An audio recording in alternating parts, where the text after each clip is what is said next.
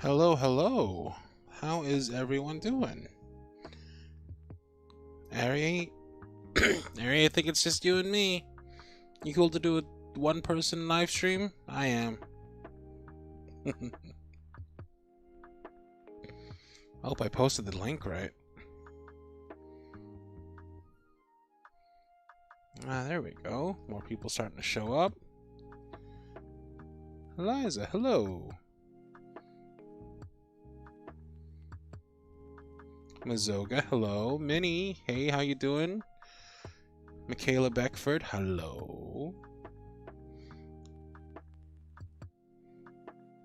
As always, the first 10-15 minutes or so is just going to be us saying hello, catching up, saying what's up. You got any questions? You got any updates? You got anything you want me to know about? You got anything you want to know about me?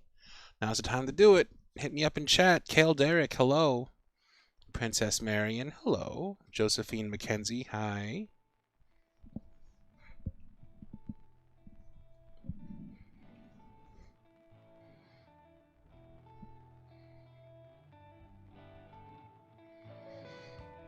Jenica Rosenow says, what's up? Cass, hello.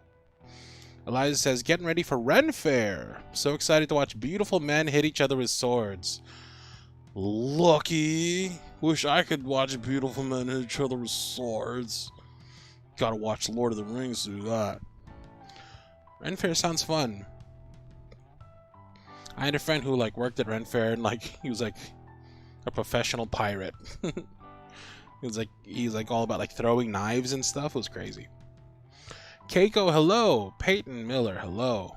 Drea, how you doing? Crazy fangirl, hello. Little Vamp, hi.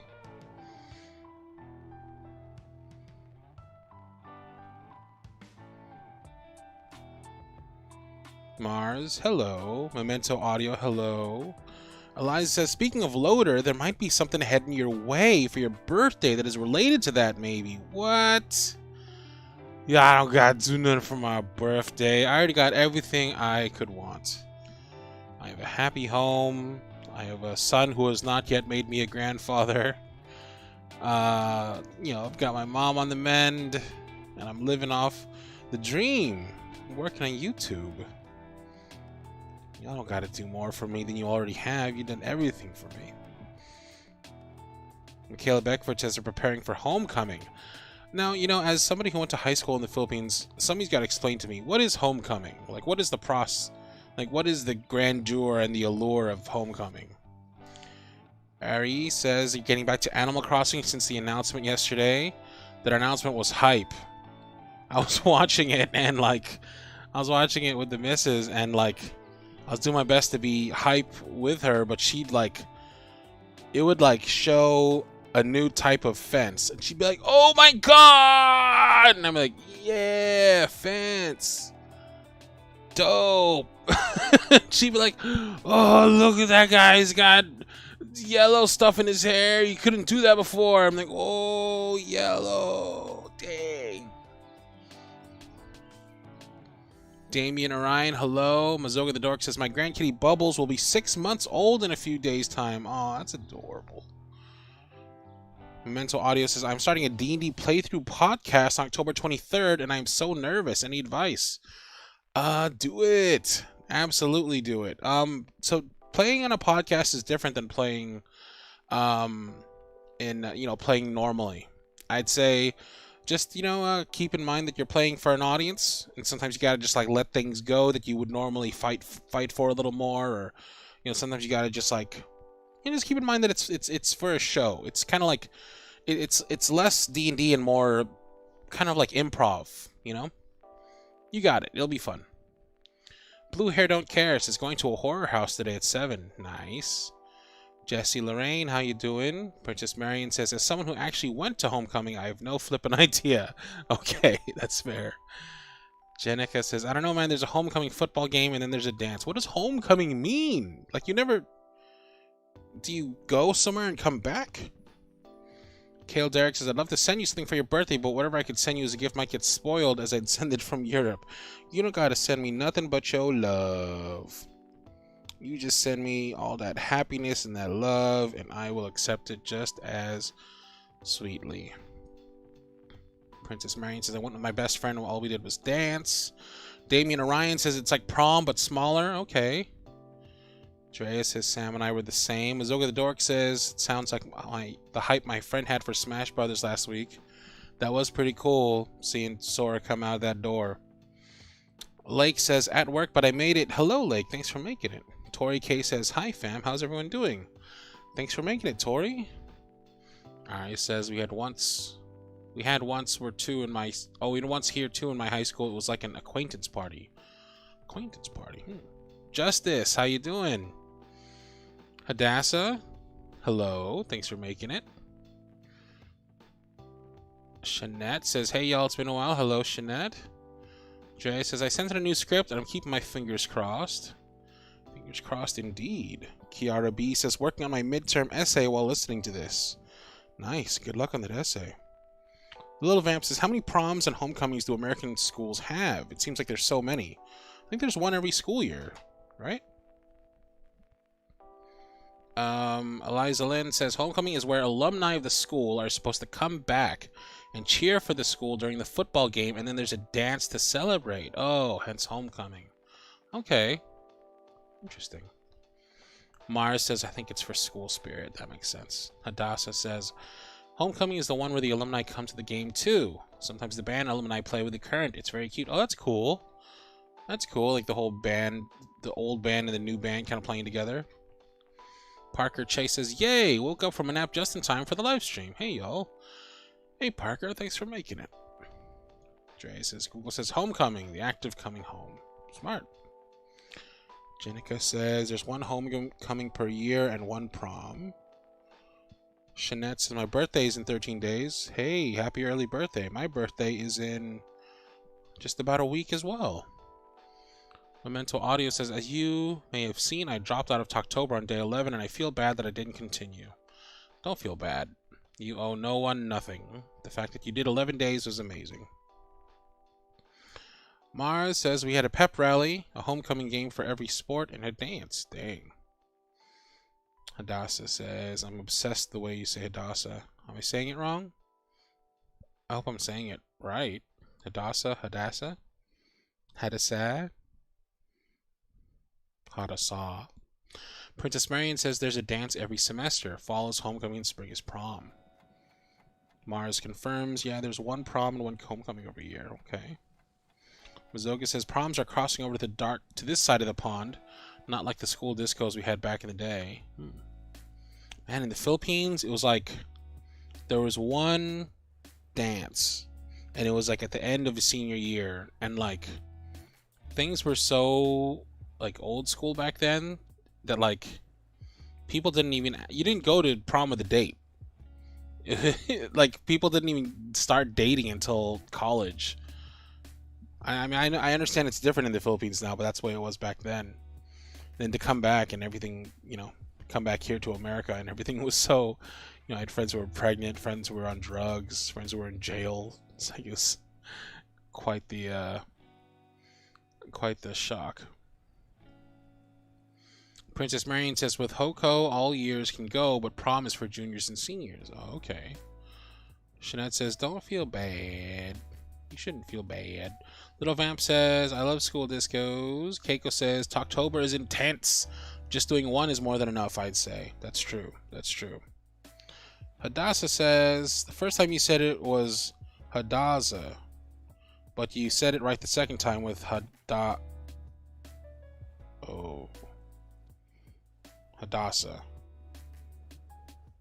Hadassah. Harry says, facts.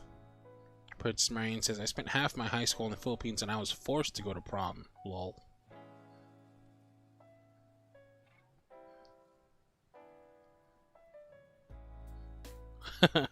Elias says, I typed out a whole old man joke and deleted it. You're welcome.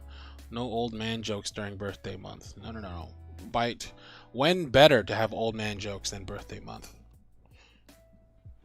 Besides, it's not gonna, you know, there's nothing gonna stop y'all from making old man jokes. I might as well just warmly accept it.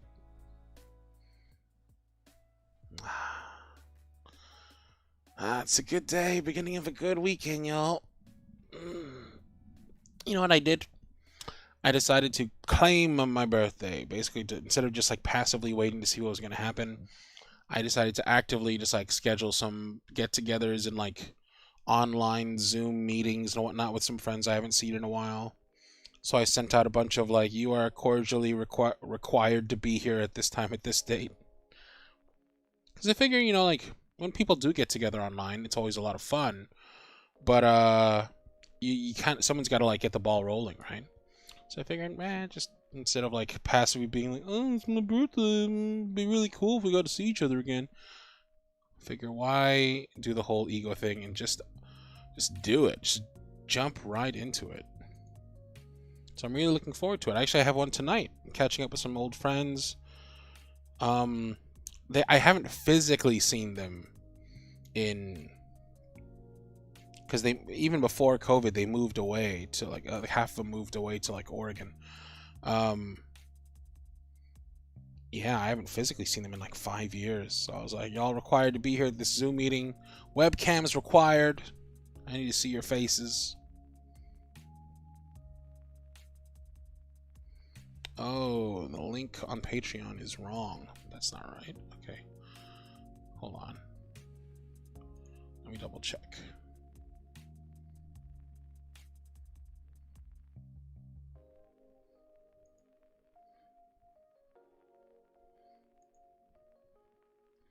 Thank you for bringing that to my attention.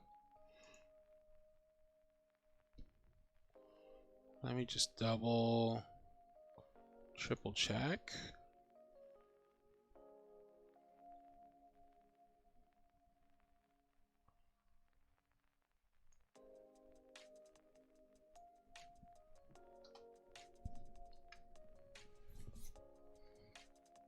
That should definitely be the right link now. Let me replace this link as well. Oh shit. Whoops. Oh my god. I think I might have just blown up the post entirely. Did I do that? No, it's right there. Okay.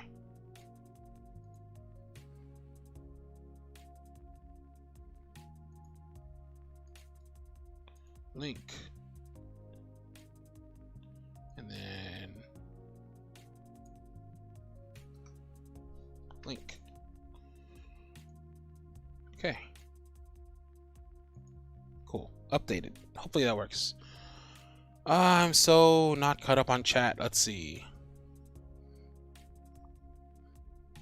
Keiko says, sometimes I feel like I missed out on something not going to prom, but also homecoming was a lot. It's me, T, asks, how are you spending your birthday, C? The birthday itself, I think I'm going to be chilling with the fam, probably watching a movie or two, chilling with the missus a bit, and probably playing video games with some friends. Another wonderful day. Probably treat myself to something nice on the DoorDash. Like some steakums. Some delicious steakums. Good old American steakums.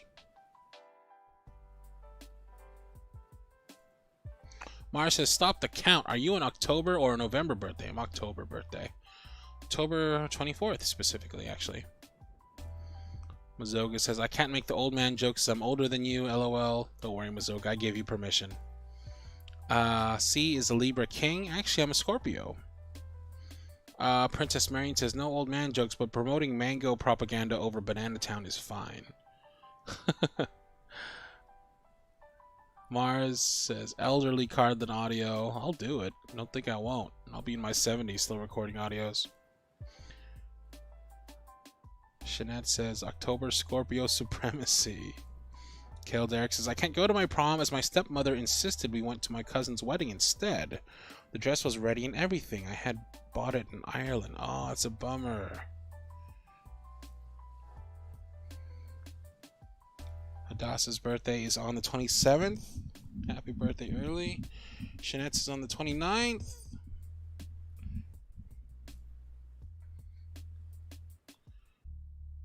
Sent me to the September stream a few times. Oh, whatever. I hope it works now. Memento Audio asks, have I seen Squid Games? Yes, I have. As a matter of fact, you know, it's funny. The missus is currently like on that.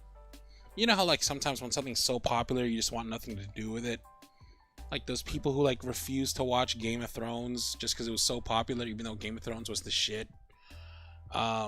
She's like right there in that pocket. So she's like, what do you want for your birthday? I'm like, I want you to watch Squid Games. And she's like, okay.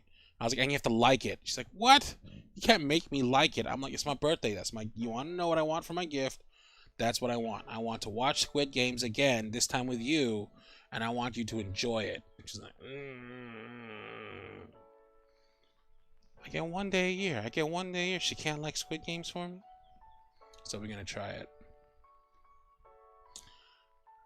Dre says, what was your favorite Halloween costume as a kid? I remember because I had so many family members working in the post office. I went as like a little mailman. I had like a little delivery pouch and the hard safari hat and everything. It was little shorts. It was adorable. I loved it.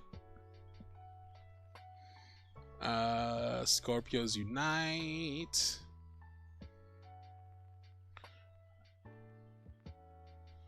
Libras and Scorpios. Am I the only one who hasn't watched Squid Games? You're one of those. And she's like, what's the big deal about Squid Games? I'm like, it's exactly like that. It's like, just imagine in the heat of Game of Thrones, when Game of Thrones was at its peak and it was really at the coolest. Just imagine talking to that one person who was like, I don't watch Game of Thrones. I don't need no dragons in my life. I'm a grown-ass adult.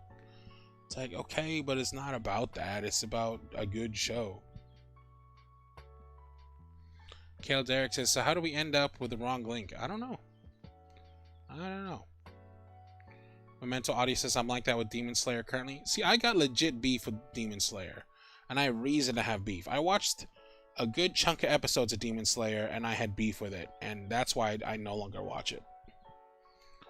It's a no make sense, says Demon Slayer. It's not to make a sense. Dreamland Rose is going as a gargoyle. Very nice. Little Vamp says, to be honest, I usually avoid the new stuff when people get too crazy hyped about it. I mean, like when people get intense about shipping and stuff, it scares me off. Don't let fans turn you off from something. Just watch it and enjoy it. It has nothing to do with the fans. Tori K says, I've been meaning to watch Squid Game, but I just haven't gotten around to it yet. You know, watch it in your own time. It's good. It's just a good, straight up good show. It's nothing more, nothing less. It's not going to change your life. It's just the best thing Netflix has put out in a while. Dre says, I don't need no games of squids. I don't even like seafood. Oh, Lord. Eliza says, see, this is what I want from a podcast. What didn't you like about Demon Slayer? All right, am I allowed to go in on Demon Slayer? Can I go in on Demon Slayer for a little bit? You know, I think I have something for this. Where is it? CBO, controversial opinions. Controversial opinions. This is where I give my controversial opinions. Okay, Demon Slayer, here's why it's bad. Why is his power water power? Why? He gets trained on a mountain, running up and down a mountain full of traps for over and over and over again. And his thing is like he's supposed to keep on going up and down this mountain full of traps so that he can cut through a rock. That'll finish his training. Okay, that's fine. That's actually a pretty cool premise. How come when he finally uses it, it's water powers? Why? Why is it water powers? Why is it like third form, water slice? It's like that doesn't make any sense. It doesn't make any sense. And later on, he has like more water powers, and it keeps being water. It's like, and then it doesn't make any sense. Why is it always water power? What about him, or his sword, or his training, or anything about his heritage is water related? And they never explain that shit. And also the scar on his forehead. That shit changes. He's got a scar on his forehead. It changes. It changes. And it don't make no sense. It don't make no sense. It's just like in one part, and it looks like this in one part, and then like later on, it looks like this, and it's in a different part in his head, and it don't make no sense. I'm fine with him having water pew pew powers if there's some kind of reason. Say he trained in a lake, or his master was water form, or his father was a bucket of water, or something. He was born during a rainstorm. Anything to make him to make a sense of the water. You know, like his training, he goes from like, I can barely use this sword, to I am dope as hell with this sword and I can cut through a rock. And he does that by running up and down a mountain full of traps for a long time. He does it for like 6 months or whatever. Not one time during that entire thing does he ever even mention water. He doesn't like fall into a puddle of water and that's when he has an epiphany of like, oh, if only I can move as fast as the water. Like, you know, it's nothing. He just has water powers, and it don't make no sense. And then that's just okay. It's just super okay that he suddenly has all these forms and moves that are all water based, and everyone's just cool with it. And you know, like in like other shonen things, like say like Bleach, you got the friends who are kind of comic relief sometimes. You got like you got the sidekicks who are like also badass fighters, but they also have a comical side, so it's like they're comic reliefy types. The yellow dude with the perverted yellow guy who's just like constantly shrieking, it's too much. It's just too much. You can be comic relief 20% of the time at 20% comic relief, and that's good. But the fact that he's 100% shrieking 100% of the time, and then suddenly he turns badass for like 5 minutes, like 5 seconds, and then he goes back to shrieking. It's too much. I like the scene where he goes badass, and I think it's cool, and I think that's the thing. It's all flash with no form. There's no reason behind it. Like, why is he lightning based? Why does he have that lightning power? Yeah, it's cool. It's cool that he goes from annoying guy to like suddenly he's asleep but fighting, and then he fights. But what? Why? Give me a reason why. I need to know the why. I need to know the why. But they don't tell me. They don't tell me the why. They just do it. And that's my controversial opinions about Demon Slayer. Where were we? Somebody said something about Patton Oswalt. Keiko's right. Make it make sense. Thank you. Misty says, I'd have questions if his dad's a bucket. He could, you know? I mean, I would have less questions if his dad was a bucket. The fact that his dad was not a bucket made me have more questions.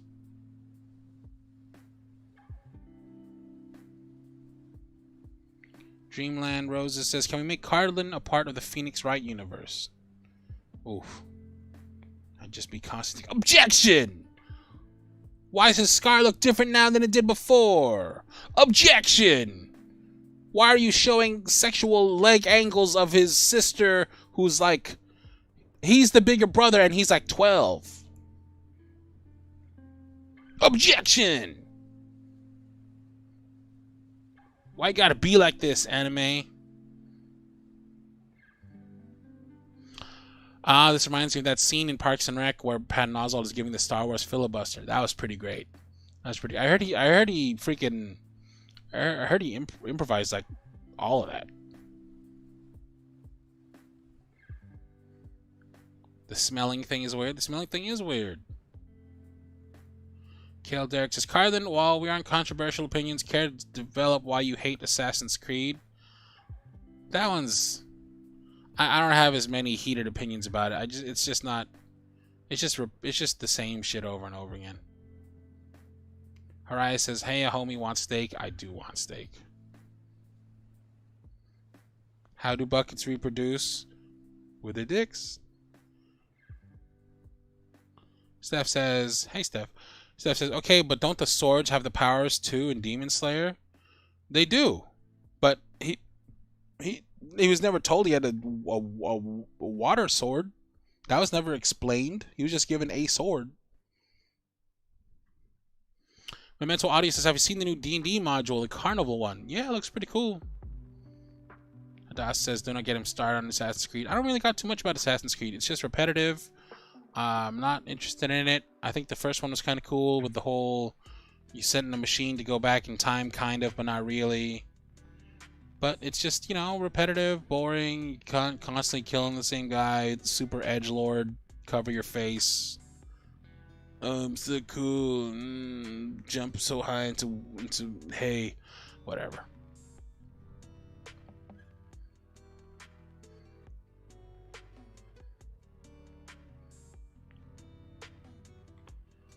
MG asks, what is your favorite movie? That's tough. You know, there's a couple. I love the Lord of the Rings series. I love the old time. No, it's not old timey, but I guess it's old now. It's a movie called Brick. You know, I love Snatch. I love what's that one?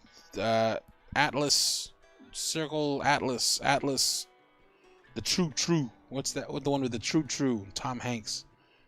Something Atlas Superstars. That's not the name of it. Somebody gonna type it in chat.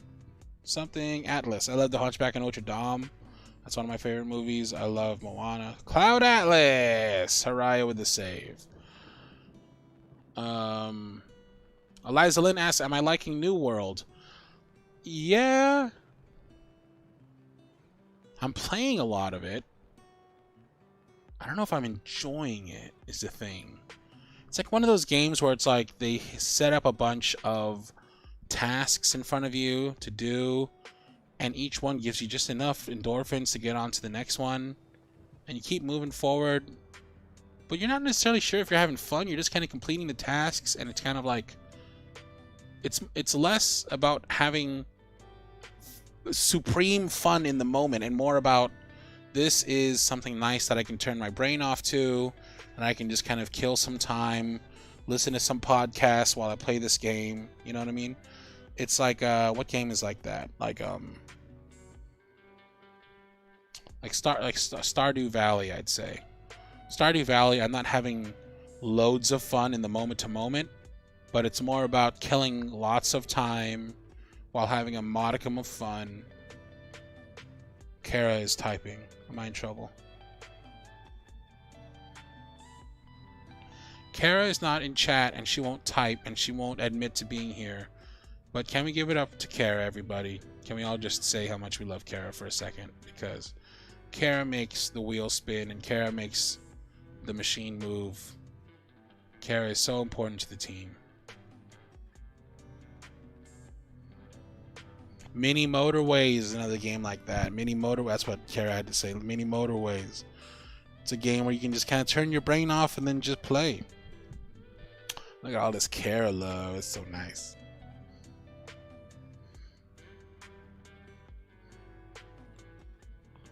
Husbands should be like Kleenex. Soft, strong, and disposable. Oh, rough. Little Vamp says, have you seen the Fear Street trilogy yet? No, I haven't, but I heard they're decent. Not great, but decent. MG says, what do you think about Heroes 3? What's Heroes 3? What's Heroes 3? Heroes 3? Not sure what that's a reference to. Steph says, New World hasn't fried your graphics card yet? No, you know, it hasn't. It's been doing, my graphics card, surprisingly, has been doing just fine. Oh, it's a quote from the Clue movie. Okay. Kale Derek says, Cardlam, you played Skyrim. Did you like it? I have not. I played Fallout, is the only game like that I played. I like that. The Skyrim, just like, I just wasn't, I was like busy playing other games when Skyrim was a thing, and by the time it came around, by the time I had free time, it was just kind of like it kind of came and went. I think every time I go to play Skyrim, my friends tell me something about Skyrim, and it turns me off on the whole process. They say Skyrim is as vast as an ocean, but as shallow as a pond. Which is to say, you can do a bunch of everything in Skyrim, but none of it is particularly engaging or fun or rewarding. Kind of like Kingdom Hearts 3. Kingdom Hearts 3, there were so many things you could do and so many different mini games, but none of them were particularly fun. Mitty's on a date! Thank you for swinging by, Mitty. Hope you have fun on your date. MG says Heroes 3 is a game. What's Heroes 3? What's Heroes short for? Heroes of Might and Magic? Why don't I know? Why doesn't Heroes 3 ring any bells for me?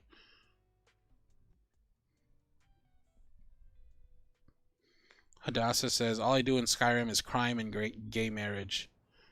That's a good life. Brianna asks, do you play Apex? I do not. Might could be fun. Is this fun for y'all? Just us talking? I kind of like this. I'm really enjoying just talking like this. I know we've already spent 30 minutes, where I said we'd only spend 15. And I do have some events planned, and y'all have sent in some questions and whatnot. If you have any questions to send in, by the way, for what's the thing called? For bath salts, you still can. I'll go ahead and post the link right now in chat. If you have a question you want to send in, you can ask it here. And I'll pin it. Kapow. We'll get to that. But yeah, I'm enjoying just this kind of like back and forth talking with the chat. You should play Dead by Daylight, says Nelly. I did play Dead by Daylight. I do. Played a lot with Nye and Daniel and them. Still a lot of fun. I've been playing tons of Back for Blood lately. That's what's been taking up my hours. It's been taking up my hours so much the missus thought I was cheating on her. So normally I gotta wake up at like 5:30 in the morning to spend time with the missus because of our time zones. And lately I've been waking up late. I'm waking up at like 8, meaning we only have like about an hour or so to spend with each other before she has to go to sleep. And after like a couple of days of doing that in a row, she's just like, baby, don't cheat on me. I'm like, what? She's like, I'm like, you think I'm cheating on you? She's like, no, kind of. I'm like, why would you think I'm cheating on you? And she's like, and I'm like, is it because of the me waking up late thing? I've been waking up late all week. She's like, a little. And I'm like, baby, Back for Blood just dropped. She starts laughing and laughing and laughing. But it's true. I've been staying up late playing Back for Blood every night, and it's been keeping me up late, and I've been waking up late because of it. And, that's just always good. That's just going to be a part of my life for the rest of my life. When a game that I'm hype on releases, I'm going to be a little hard to reach for a while. And that's just the truth.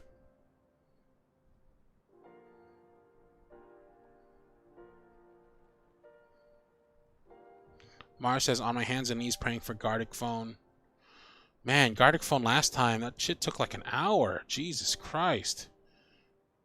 We can do like a smaller, shorter Gardic Phone, maybe.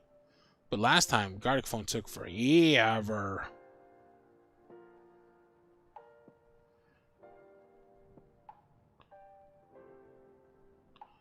Josephine McKenzie says, have you played Gears of War? Nah, not a big Xbox head.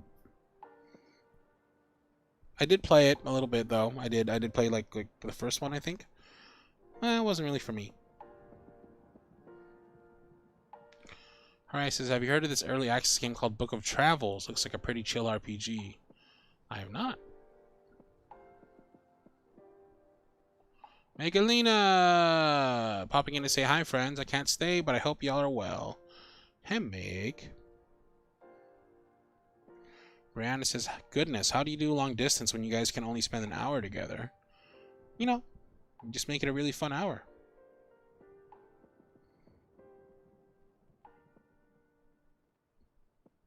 When you're confident. I mean, obviously we'd like to spend more time with each other, and on the weekends we do. We get to spend almost our whole days with each other, but, you make do with what you can get. And when you're confident and comfortable in your relationship and, you find you don't need more than an hour. You'd like more than an hour, but you know, just a little bit each day to say, hello, how you doing? I love you. I miss you. How's your day? That's enough.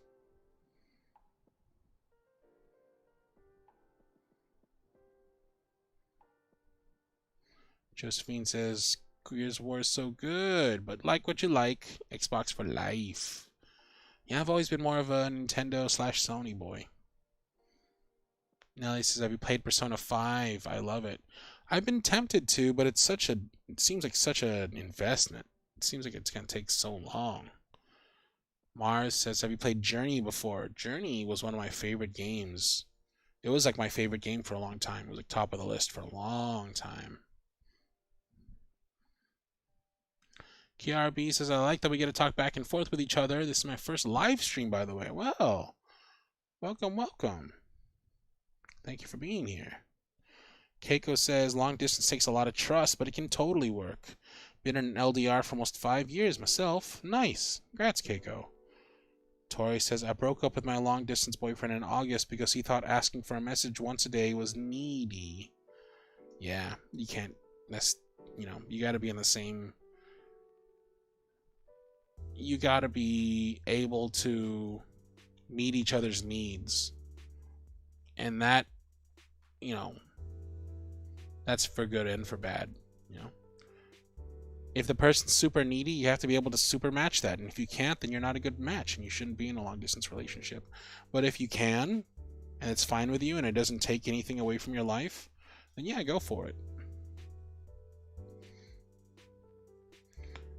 Twilight, I will have you know, the team and the missus had a nice long laugh at the bear I drew for you. It was probably one of my finer masterpieces. Mwah. Hadassah says, my high school boyfriend and I broke up when I moved to college because 45 minutes away was too much for him and I couldn't talk to him all day. LMFAO. Probably for the best. You love it, Twilight? I'm glad. It is pretty lulzy. Also confirmed, I did contact some scientists and zoologists. Bears' legs have always looked like that. Alright, let's take a look at this form, see if we can't answer some of y'all questions, shall we? Let's dive into our bad advice that humans shouldn't actually listen to seriously, otherwise known as bath salts. Alright, let me turn off the chat. Let's get that GIF pumping. Oh, which reminds me. This is neither here nor there. This is just something that I found the other day, and I love it, and it's my new favorite thing. Look at it. Look at it. Look at him dancing. And his little... look how fluffy the belly bell is. What would you give to mush your face into that belly bell? Just have that bunny just planted on your cheek. Just kind of, you tilt your head to the side and just kind of plant the bunny right there on your head. Plop. And you just got that whole belly bell, the warm, fluffy belly bell on your cheek. Oh, look at how cute he is. Okay, it's too much. Whew, okay. On to our questions du jour.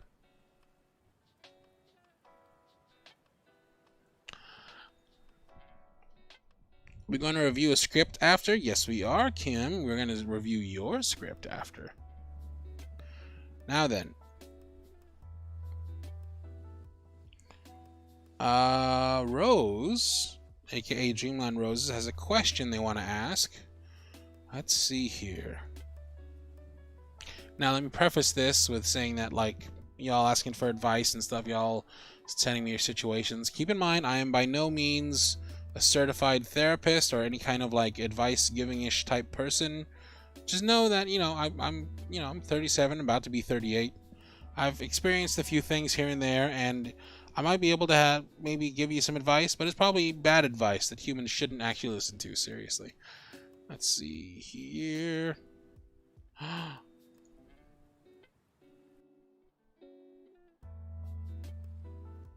Aww, that's super cute.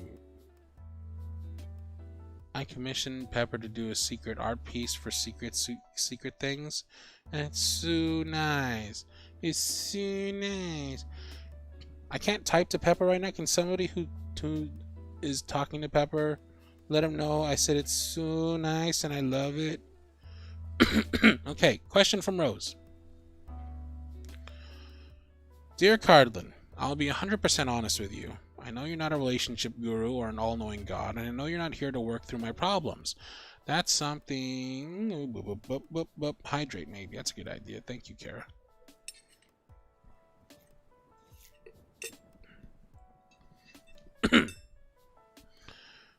That's something I had to do on my own. Truthfully, I struggle to find the words to write this question to you, as I would hate to trouble you with my early 20s, first world Gen Z problems.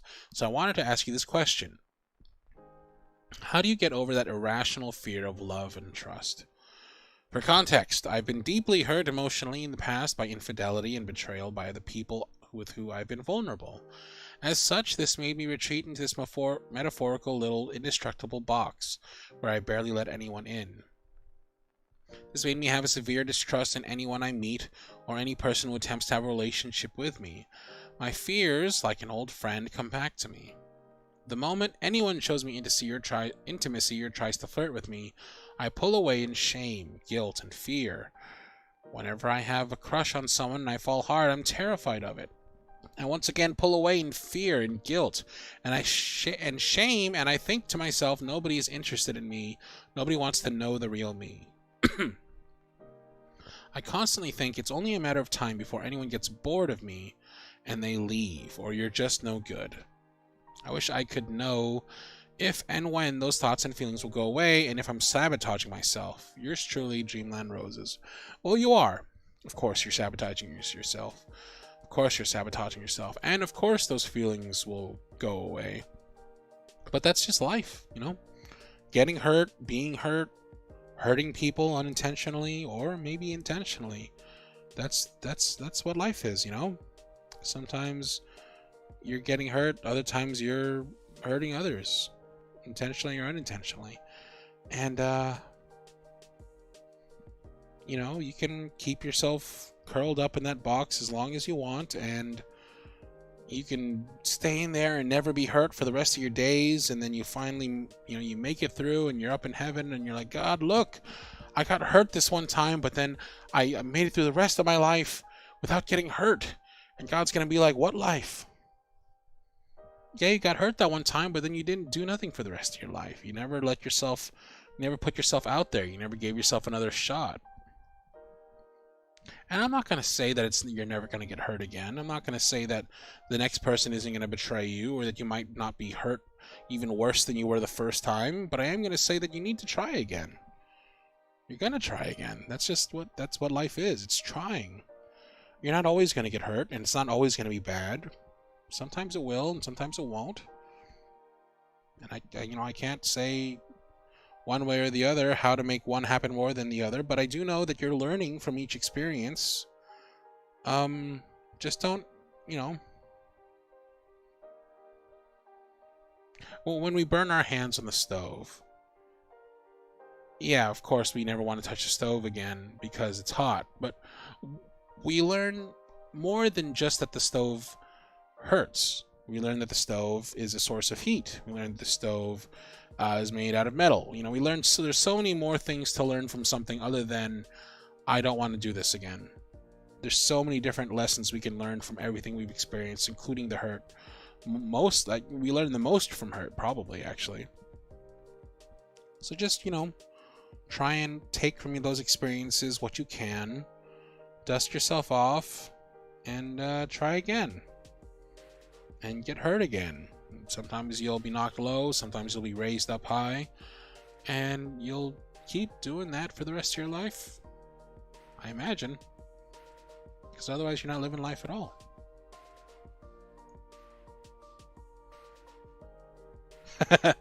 Pepper says their DMs are popping.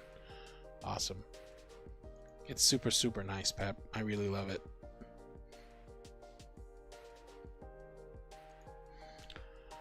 Hope that helps, Rose. Oh my god. Okay. Before I read this one, I do want to say that I do preface this with saying that, you know, yeah, this is kind of an advice line, but if it's too serious or it's too dark and it's too heavy, I'm just not going to read it, because that's not what this is about. You know, I'm not trying to bring the mood down. I'm just trying to, you know, have something to talk about. Maybe share some advice that might help. So if things are too serious, you should probably seek actual, genuine, professional help. Or at least someone in your personal life who can, you know, who loves you and can talk to you. But, that having been said, I'll go ahead and do this one, even though I think it's a little too heavy. I think it's right on the borderline, but we'll go ahead and do it anyway. This is from Tori K. Tori K asks, why are they called apartments if they're all stuck together?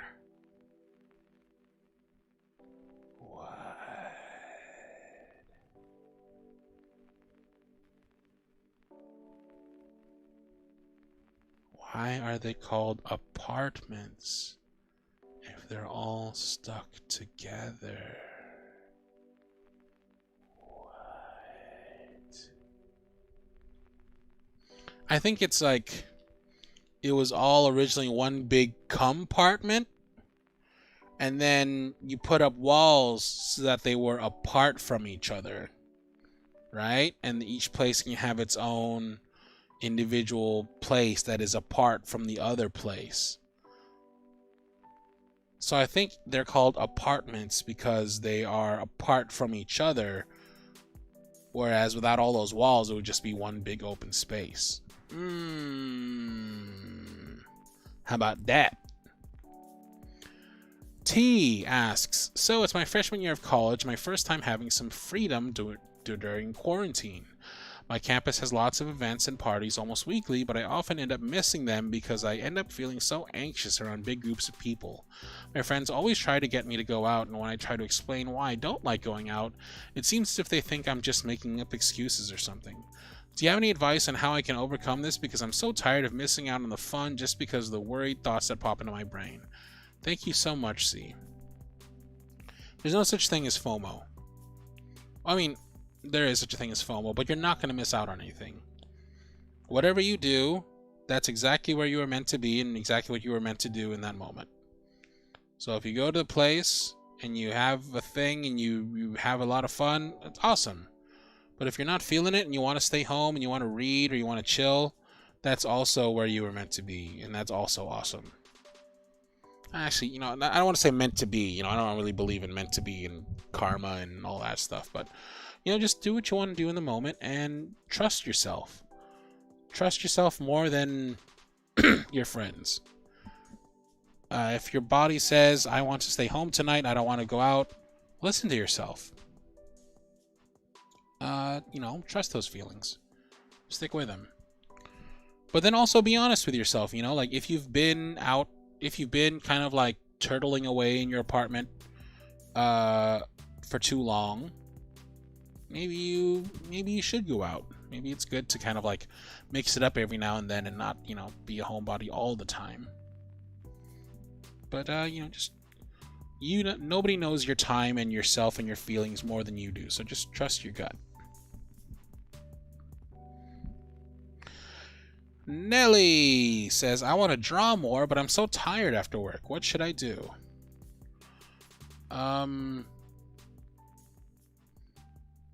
You know, different people rejuvenate in different ways, but what I'd recommend is go home, take a nice shower, change out of your work clothes into your home clothes, have a nice meal, and just kind of like it reset, you know? You gotta not carry work with you. So change your clothes, take a shower, wash all that stress off. And then now that you're feeling fresh into like a brand new mini day at the end of your day, try drawing. Either way, don't try and make the, you know, you can compartmentalize your day so that that section was for work, but now that you're home, being bada boom, you do a couple of steps, transition into your home part of the day, and that can be in a whole different part of you that is its whole own set of energy and its own vibe. You know what I mean? Twilight says the Latin word for an apartment building is insulae, which is the same word for an insland. Insulae occupied whole blocks, and the roads go around them like water around an island. Oh.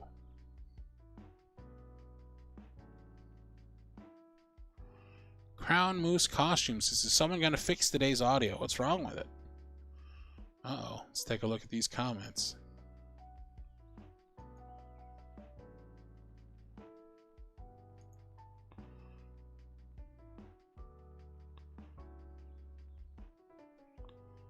Showing up on YouTube, the one from yesterday.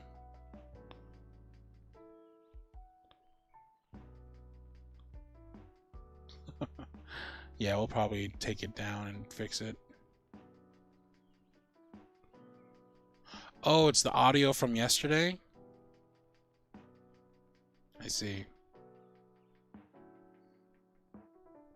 Womp womp. Yeah, we'll fix that. Thanks for letting me know. Well, yeah, we'll fix it. No probo. Where were we? Peyton Miller asks, I can't decide what color I should dye my hair for autumn. Any ideas? Orange. For pumpkins. Yeah. Kiara asks, I was wondering if you had any advice on someone who was thinking of changing their major. I always thought that I wanted to go into journalism, but the more I think about it, I think I want to pursue my passion of becoming an author/scriptwriter. I know I should go with a more stable option, but I also want to make sure that I pursue my dream. Any thoughts? Also, I just wanted to say thank you for all the work you do. Your audios got me out of a really dark time in the beginning of quarantine. One of your audios gave me hope to continue on in my life. Well, thank you for that, Kiara. You know, I'm stunned. I'm humbled to know that I was able to play that role for you. So thank you for letting me help you and letting me help you through that dark time in your life. As for changing your major, you know, I'm not really one to ask about college advice. I didn't go to college myself, and I don't even know if I recommend it to people. But that having been said, I'd say it depends on the factors. How deep are you into the major? If you're so deep into journalism that you're about to graduate, just do it. Just finish it. And then take up, you know, writing afterwards if you like. If you're just starting, then yeah, go ahead and change. Why not? You know, how many people graduate and then end up working directly in the field they studied in anyway, right? It's a small percentage. So I think it's more important that you learn stuff in college than it is that you learn specifically what you're trying to do. You know, your passion will pull you through to what you want to do. Your passion will be way more important than anything technical you can learn. Unless you're trying to be like, you know, a doctor or something, something specific and, you know, scientific like that. But yeah, I think in your situation, weigh it against how deep you are into journalism. And, you know, don't forget that you can always go back. You can always do it again later. Yeah, I don't know. I'm really at a loss for things like that. Let's see. Miris asks, hello. Recently, I've been wanting to get into voice acting more. A lot of my close friends say that I have a talent with my voice and that I should go for it.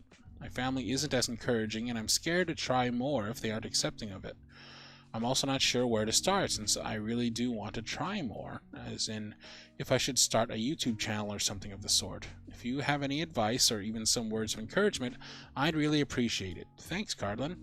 No problem. Alright, so for somebody in your situation who kind of wants to test it out but doesn't necessarily know where to go or how to go about it, I'd say start posting audios on Reddit.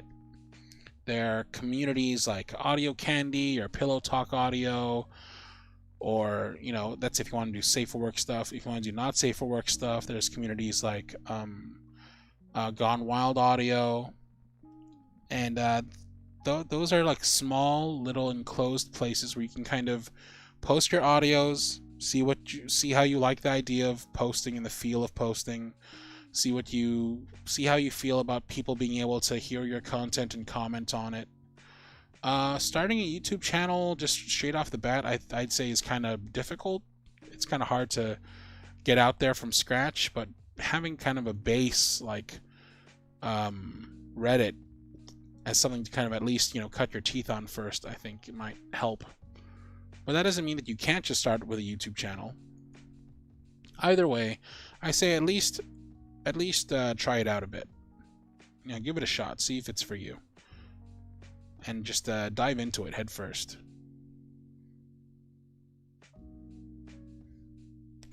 This next one is from Eliza Fartbutt. Eliza Fartbutt asks, I've started playing D&D and it's been awesome, but there's one member of our party that kind of drives me crazy. They take pride in not doing what the rest of the party wants, and purposefully will sit out during combat, choosing to eat stew or hide. I'm all for having fun and doing what you want, but it's like pulling teeth to get this player to agree with the party. What can I do? Should I talk to the DM?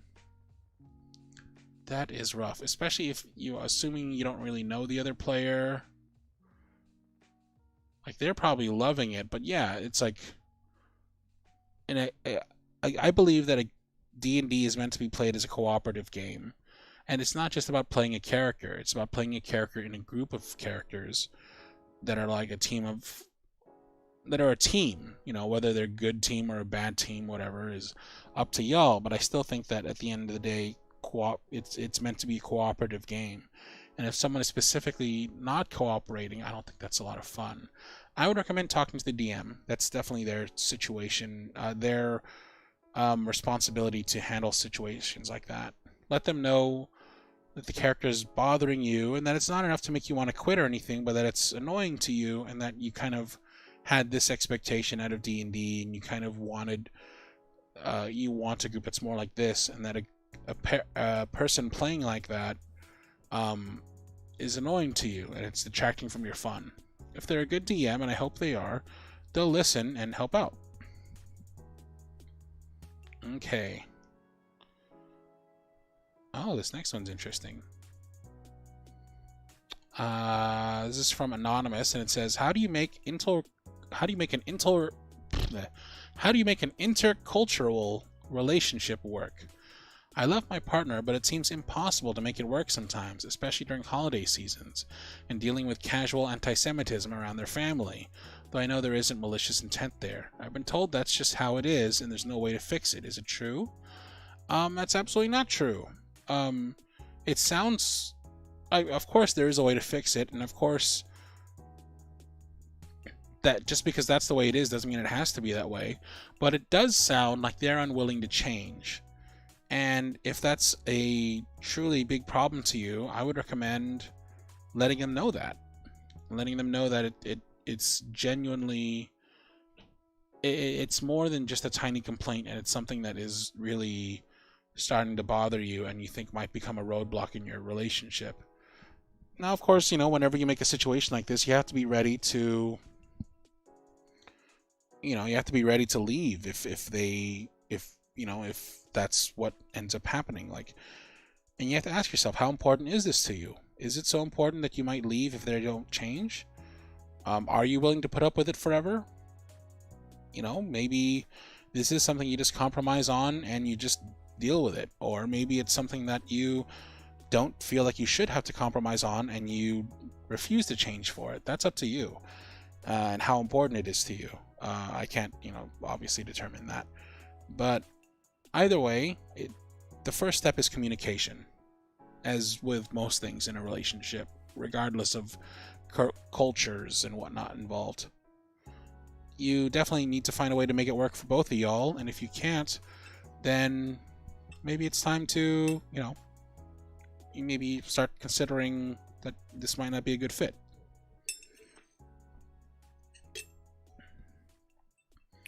All right. Last but not least, before we move on to the script, we have one from Jenna. Jenna says, so, I'm having problems at my job. Too much work in too little time. Everybody in our very small team is tense right now. Management doesn't do anything to solve the situation, and recently a coworker lashed out at me. That was my breaking point. My doctor put me on rest for some time, anxiety and possible depression. He also told me I should go see a psychologist. My contract is coming to an end, but the person who will replace me needs to be trained. There's so much to do. I'm feeling a bit guilty about staying home for some time and coming back not even a week before the end of the contract. On the other hand, I'm really panicking when I think about coming back. It's just so hard to tell myself it's not my problem anyway. I get that it's really hard to tell yourself that, but it's also the truth. And the sooner you can come to terms with that truth, the better.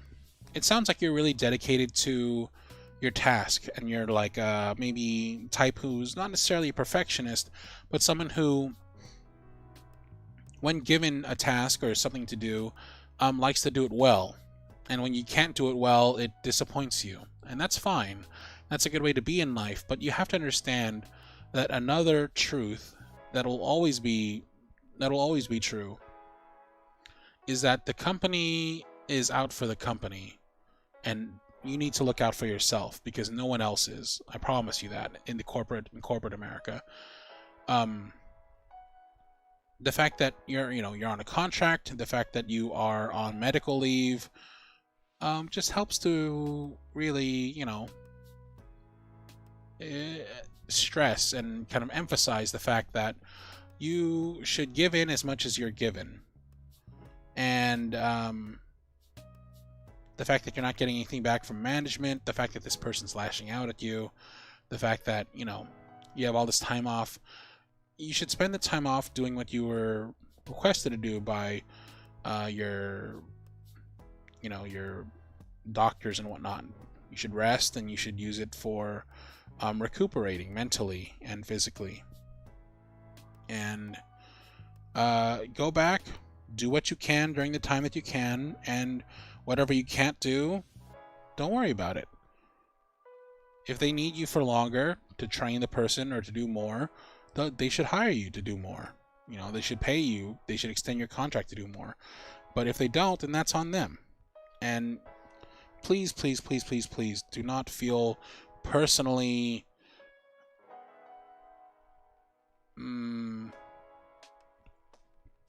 I can't find the word for this for some reason. Don't feel personally required to complete this task. This is a task you were paid for, and if they don't pay you the entire amount that you need to complete the entire task, just complete what you can within the time given and walk away. That's the life you have to live, and the life you have to be okay with as somebody who works on contract. So I wish you the best, Jenna. Please do not let yourself get too attached to this job. Yes, yes, yes. All right. That about closes up bath salts. Thank you, everybody, for sending in all your questions and stuff. Let me go and get rid of this big old bear. Let me put the chat back on, and then just for a little bit, okay? We're going to put this guy back on. Yeah. Let's take a little bunny break, shall we? Just like a quick... like 1 minute bunny break where we just, in silence, just appreciate this bunny.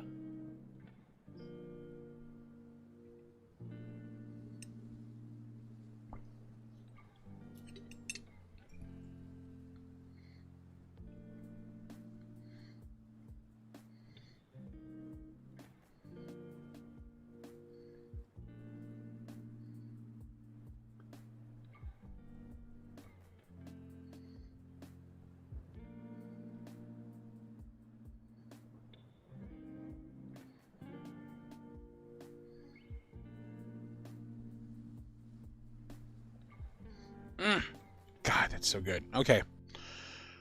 Moving on to our script.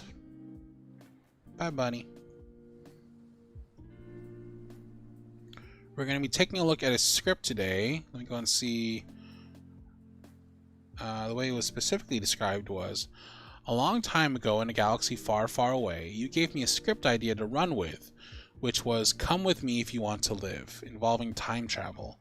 I haven't touched it in a long time, but looking back at it, I think it's a fairly solid base, and discussing it together could help me flesh it out, or toss it if you don't like it. Let's take a look.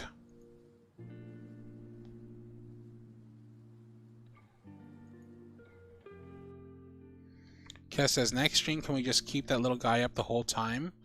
I think half of the appeal is that we don't see him the whole time. And that not having him is just as good as having him. Oh, okay, I see.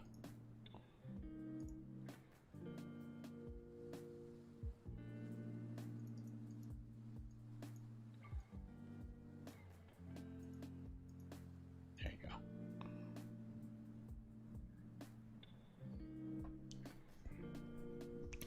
Let's see what the script is all about, shall we?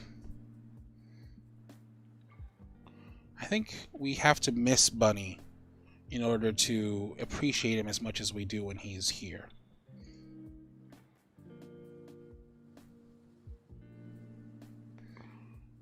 Alright. Let's see. Knock on door, door opens. You. Hi, you don't know me, but my name's Cardigans. I'm here representing the Greater Blah Blah charity. I imagine that's something we can fill in later. You spoke to my supervisor on the phone about sponsoring a scholarship. I'm here to help set up the details. May I come in? Thanks. Oh, I'm sorry. It's just... your home is lovely. Where would you like to do this?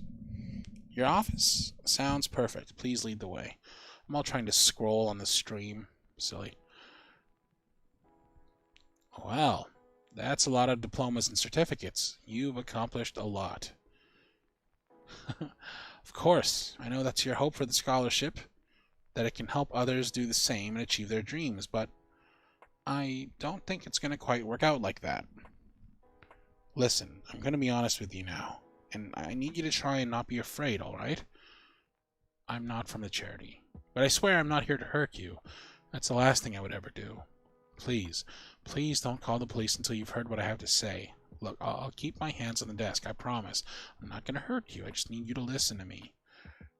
No, that is my name, and I know yours. I mean, obviously, it's all over these diplomas, but I know so much about you. I know that this is going to be hard to believe. I'm from the future. No, go ahead and laugh. I would too in your position. But I can prove it. In the future, you, are my everything.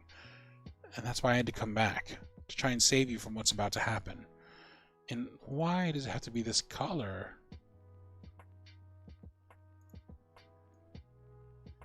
It's a normal highlighting color. So I had to come back. In less than 15 minutes, there's going to be a knock on your door. That's going to be the real representatives from the charity. They're going to whisk you off in a limousine and tell you about all the great possibilities in store if you work with them. But they're not who they seem to be. They're not working for the good of anyone, believe me. You don't know what they're going to do in the next few years. You'll go from being tangentially involved to being so entangled with them that you never emerge. I know this is hard. I know you don't know me, but I know you. I know you have a birthmark on your right hip. Pale pink, shaped almost like an hourglass. I know you hate butter on your pancakes, but love whipped cream. I know you've always dreamed of insert travel-related destination here. Your favorite musical is Phantom of the Opera, and when you were little, you used to dream that he'd come through your mirror to take you away. You prefer lakes over the ocean, and you hope no one figures out what a giant Disney nerd you are. I know so much about you. Things that you never told another soul. Why? Well, I'm sure you can guess. We were in love. I know it seems impossible, but how else could I know so much? Go ahead, ask me something. See if I know it. Your first crush? Well, you tell people it was Dan in 3rd grade, but you really had a thing for Steve in 2nd. You just didn't want to fight your friend over him. See? I know you, baby. Sorry, I didn't mean to let that slip. But whether you completely believe me or not, we have to go. You can't let these people into your life. Once they are, they will never leave, or rather, they'll never let you leave. What happened? I don't know how much I should tell you. I don't even know what me being here is going to affect. All I know is I love you. And I had to at least try to save you. And it's not just you. What these people do, it's going to affect hundreds of thousands of people. No, it's not your fault, but I think some of the things that are going to happen soon are going to... Listen, I don't have time to explain everything. They're coming. We have to get you out of here. You can't get involved with them. If we get you out of here now, there's a chance we can stop it all from happening. What do you mean? Oh, what happened to you? You died. And I know it probably seems selfish, but I would do anything to have you in my life again. Even though you don't know me now, you're worth any risk. Even if we don't end up together again. It'll still be worth it to keep you safe and help as many people as possible. And I know I haven't given you a lot of reasons to trust me, but we are running out of time. If you come with me, I'll get you somewhere safe, and I can answer any more questions you have, but you need to pack a bag and come with me now. These people are dangerous. I know, I could be dangerous too. You always were good at seeing all sides of an issue, but I know you have to be wondering how else I could possibly know so much about you. You've never told one single person all those things I know, not even a diary. And I'm telling you now, if you want to help people, if you want to live, you have to come with me. Please. These people will use you up and destroy more lives than just ours. What? Yeah, sure, you can open my briefcase, just don't touch the stuff in there. It's delicate. Maybe it'll help convince you of the truth. Briefcase opens. Device is beeping softly. More red highlighter. I'm from 10 years in the future, and the company I work with has been working on time travel almost that long. What? No, I'm not going back. My mission is to stay here with you and change the future by changing the past, or the present.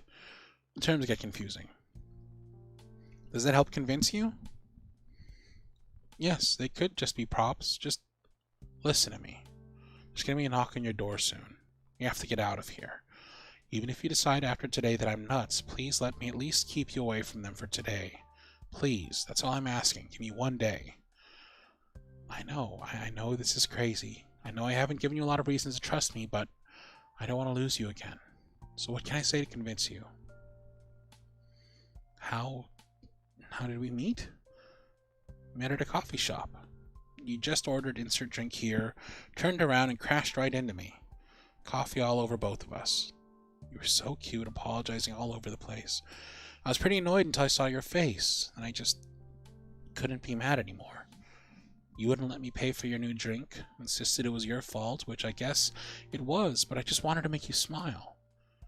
I did convince you to sit and talk with me, though, and we talked for over an hour. Like we'd known each other for years instead of minutes. Why didn't I... Well, I didn't know that the charity was up to much until later. Until you were suddenly traveling with them all the time. I barely saw you then. I started investigating them, but when I found anything suspicious, you'd brush me off. It was like a cult. They kept you so busy and exhausted you didn't have time to question it. And then it all went downhill fast. Listen, we're out of time. Are you coming with me or not? Fuck, they're here. We have to leave out the back, now. Please, you have to trust me. Please come with me. If you think I'm nuts, you can still leave, I promise. So just don't open that door. Once they get their claws in, they won't let go. Come with me. I can't lose you twice. So please, take my hand. Come with me. Thank you. I'm sorry, you don't have time to go pack now. We have to go. Follow me. Stay close to me. I parked to the next street over this way.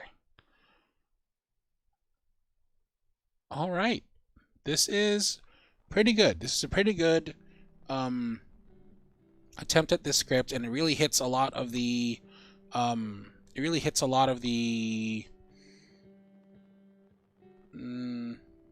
requisite notes for this kind of trope. There are a couple of things I think that it's missing that are key, though, to kind of make it go from like right now it's good. I think there's a couple of things that if you just like inject it, it'll like really kick it up to like an amazing script. Really kick it up to a really like, you know, heart pounding, fist clenching, on the edge of your seat kind of script.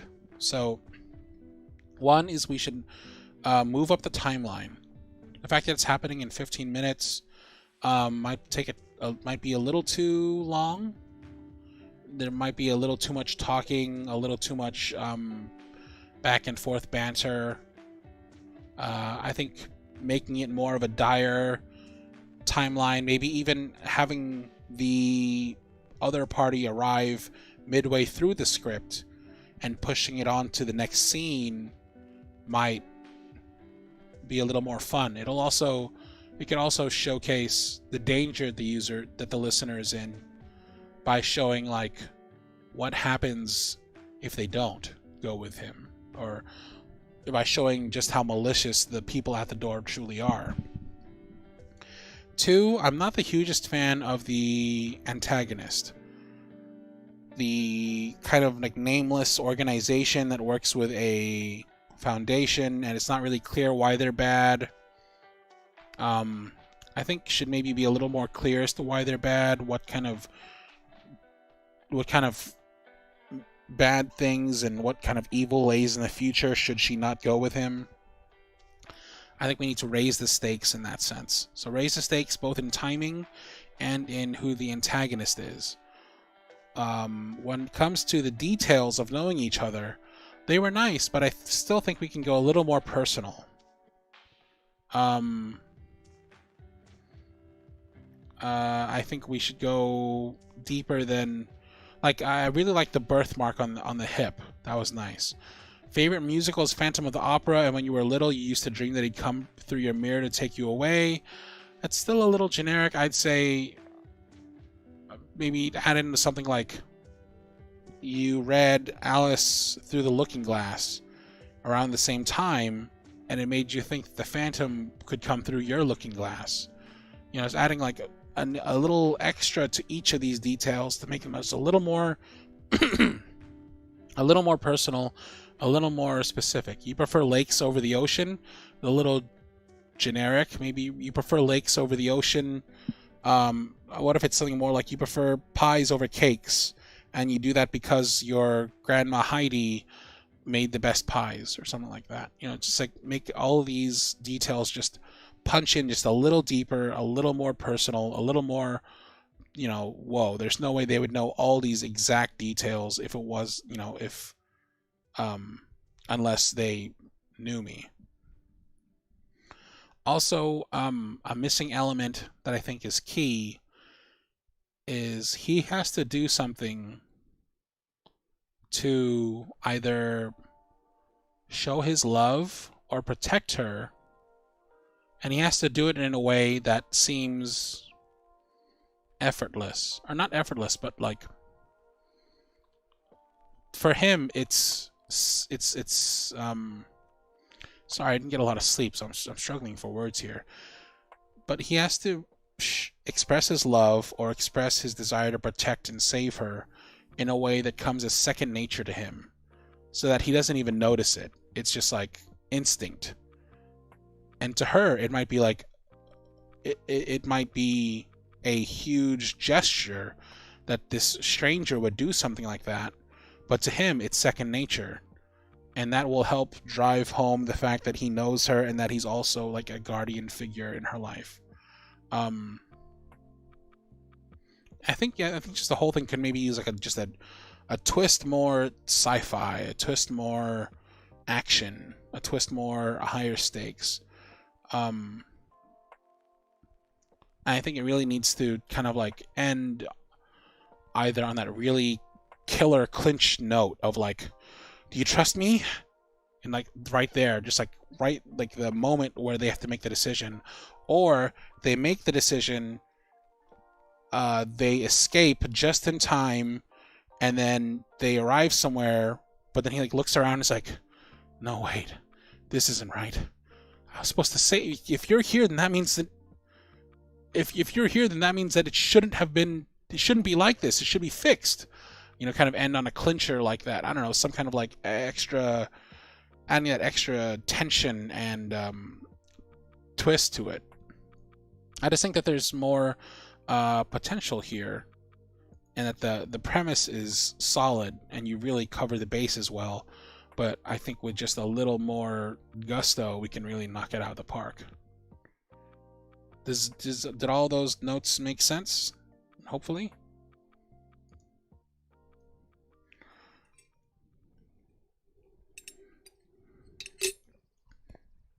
Kara keeps reminding me to hydrate, but I think it's just the fact that I'm talking so much. Like I am constantly drinking, but it's just when I talk so much, it kind of scratches and damages my throat. That's why I can't really stream longer than 2 hours usually. But yeah, hopefully with those notes, we can really see like a punched up version of this. That's gonna be like a crowd favorite. I'm foreseeing something like the Han Solo space mercenary smuggler series we had a year or two back, but like in even deeper sense of urgency. But yeah, thank you very much, Kim, for submitting that script. It's very cool of you to offer that up, and I really appreciate it. I do remember giving you this premise a long time ago, and it's really cool to see it come to life. I just can't wait to see it really really come off the script like sizzling hot, which I think you're right on the cusp of. Yeah, Mars the Bounty Hunter one. That's the word I'm looking for. Jeez, I'm really like out of it today. I can't find the words. Alright, we got just enough time to play a little game. You know what I want to do?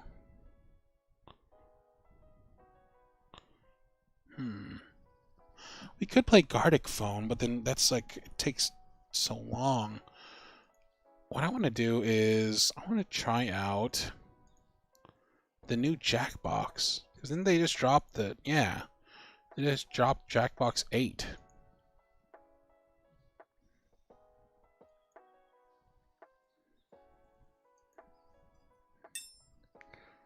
Let me get this set up and let's see if we can't find a game that we can all play, or at least some of us can play, hopefully, on the new Jackbox. Yeah, there were 17 of us last time. Alright, let's close down this script.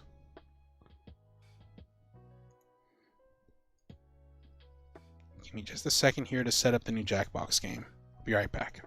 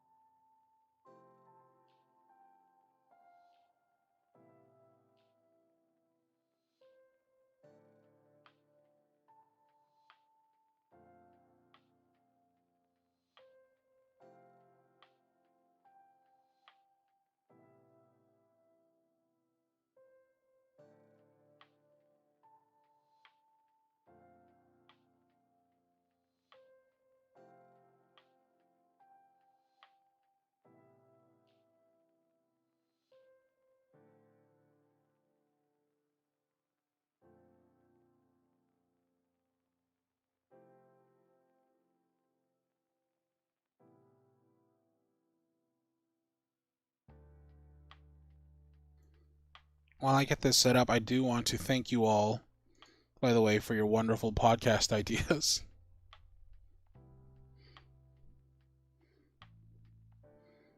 I've been like idly tossing around the idea of having a podcast for like years.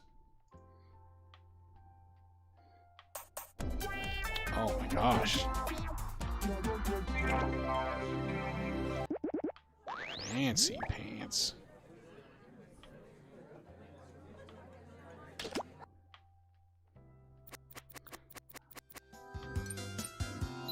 Jesus, okay, hold on. Just a second here. I can't, it's like taking up my whole screen. Jeez. There you go.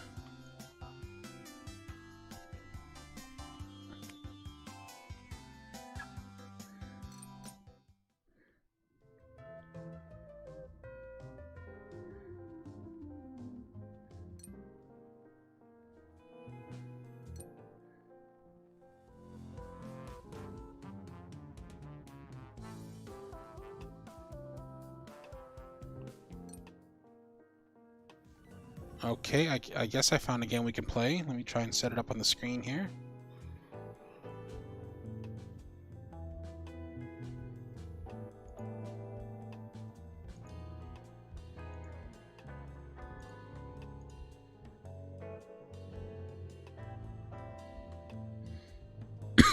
There you go.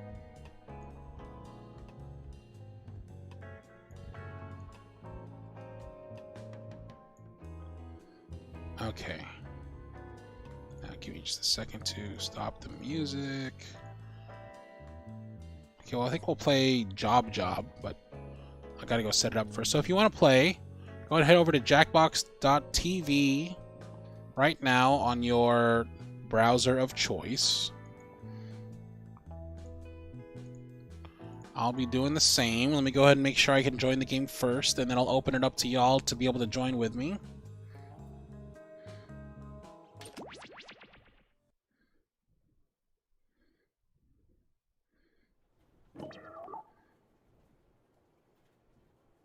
Looks like this one is 3 to 10 players, and we have an audience of up to 10,000. Subtitles, yes.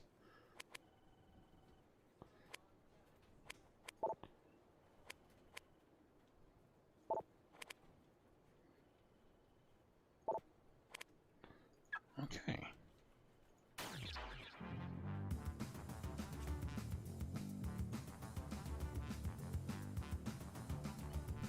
This music, though.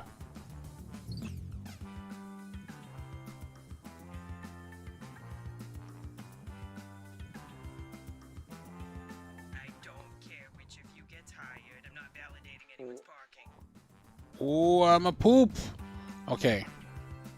So I have no idea how this game works or what it's about, but here it is, the code, join now.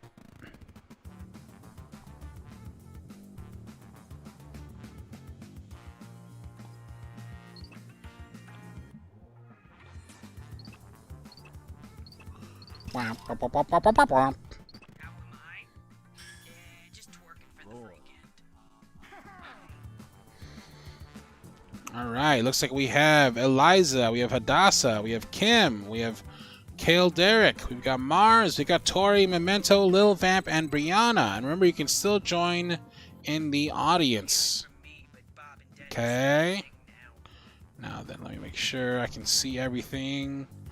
I can see the game, I can see the stream, I can see the chat. Alright, let's do this. Y'all ready? Tori, I think you gotta drag your name to the box and then choose a little emblem.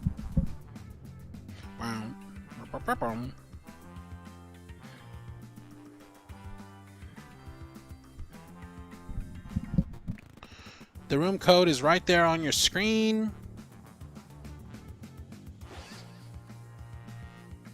Alright, let's do this.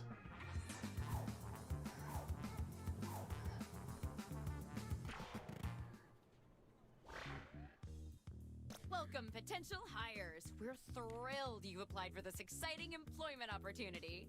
If you haven't guessed, I'm the boss around here, but I like to think of myself more as a buddy. A boss buddy. Water? Someone will get that. I can tell you're all great candidates. Unfortunately, there's a whole bunch of you, and only one job. It's incredibly stressful. For me! That's why I developed a revolutionary new hiring process. I'm going to interview you all at once and force you to judge each other. Whew, I feel more relaxed already. Deborah, clear my calendar. It's time to get to know our candidates. All right. My first rule of management, make sure employees feel prepared. So prepare yourself for some questions happening right now. Let's go. I'm so prepared. I'm gonna send some icebreaker questions to your device. Answer them any way you want. There are no rules. Except this one rule. You gotta use at least 5 words, okay? You gotta get descriptive so I know I can rely on you for juicy office gossip. It's my first rule of management. Be super descriptive. Okay.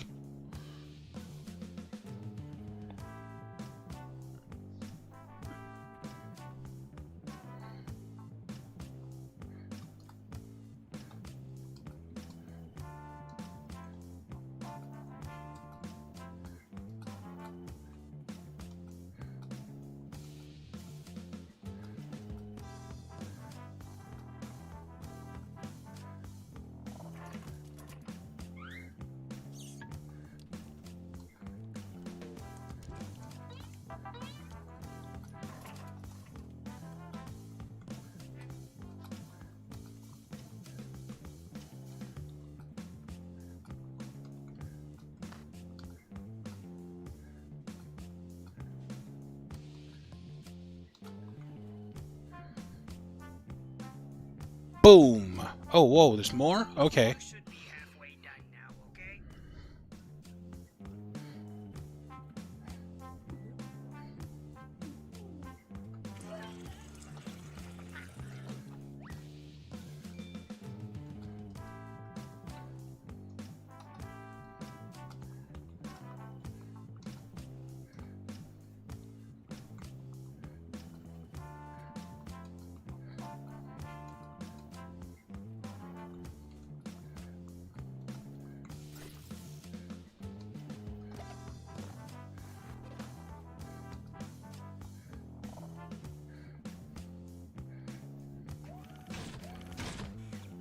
Finish your answer before time runs out.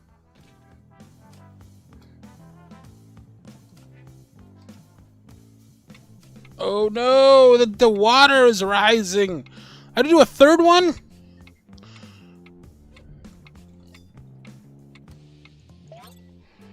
Oh, fuck. I don't know, I had to do 3. Our filing system. Damn, I only got to do 2 of those.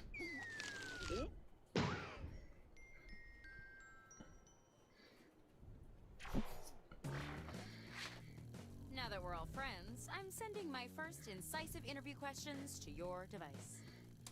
But instead of typing your responses, you'll be using words from your fellow interviewees to answer the questions. Fun, right? Tap the word you see to add it to your response. If you make a mistake, tap the word again to remove it. What? You can also drag words around to rearrange them.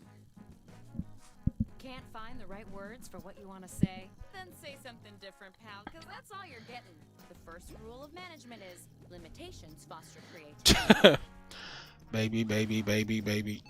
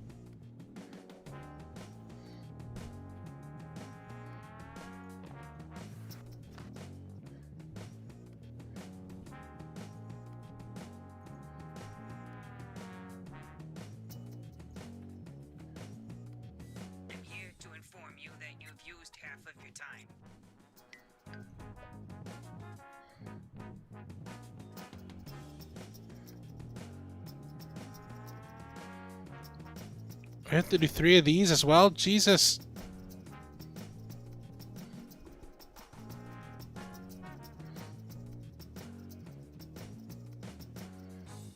Wait. I thought I already did this.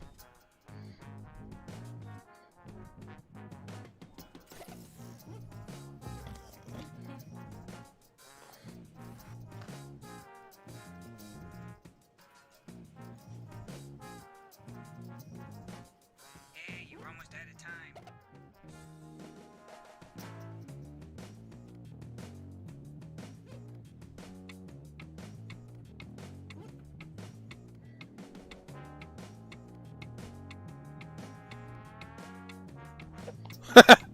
Okay, this is pretty good. Okay, let's see him. How would you describe your work ethic? I know one of these is better than the other, but as a test, why don't you guys choose? Cast your vote now. Wow, these are both pretty good.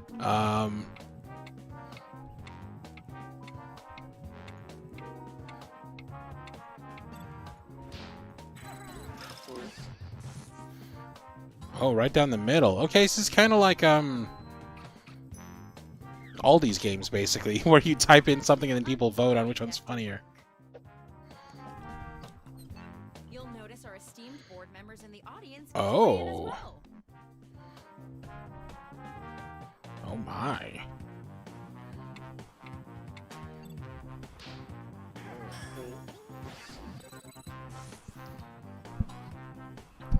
I think I understand how the game works now, but it took me a little while. From 3 different people is worth a bonus.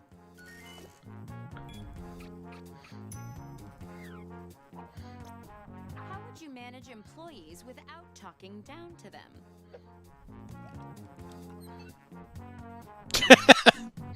If you exist, you sorry.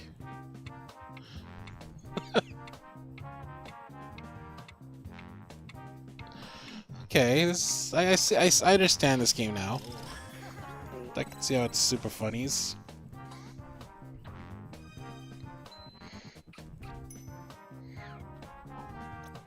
What would you say has been the high point of your career?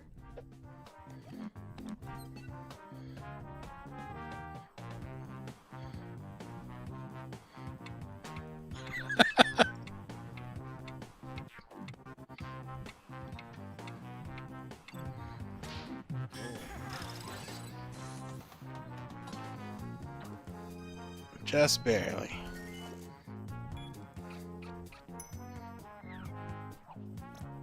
What would you consider the rock bottom of your career?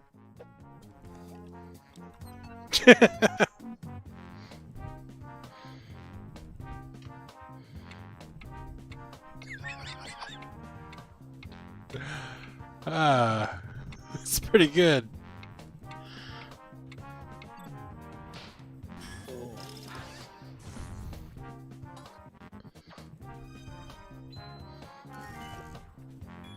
I see you rated the question for some extra words. You can use almost any text on your device in your answers. If you're hired, what can we expect from you in your first 30 days? Normal, but then like weird. I was known for swimming. These are both. These are freaking amazing. It's kind of like that old fridge art that used to be a thing.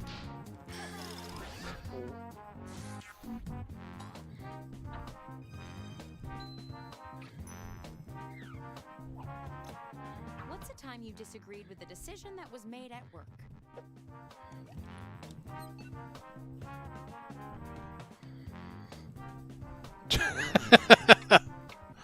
My teacher ass. My kid messed up, so I dropped.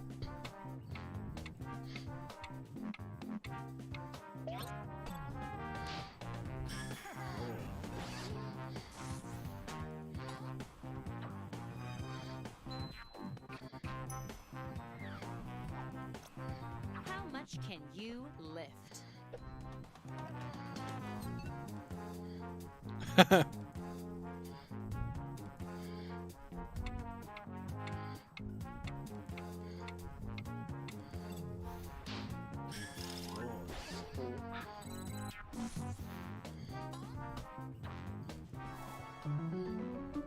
energy.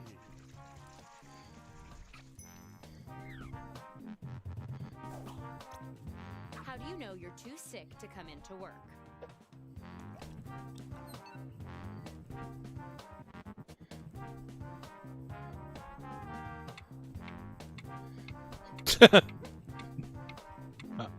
I have lots of asleep. More drinks, the sex, avocado.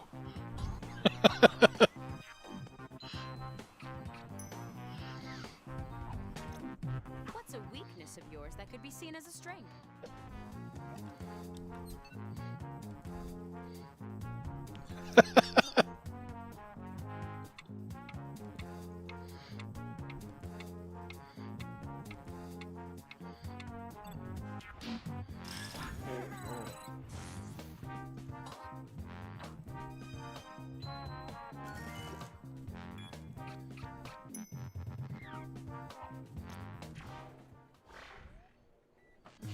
That took a lot of teamwork. Let's see who. Oh dang, that's just round one?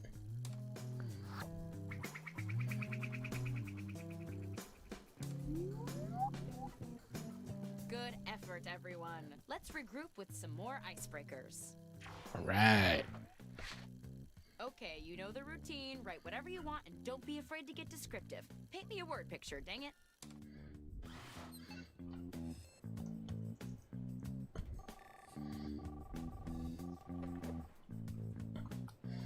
Jan, take dictation. To the airport. At around 1 o'clock. No, Jan. Take Richard Tation to the airport at 1 o'clock.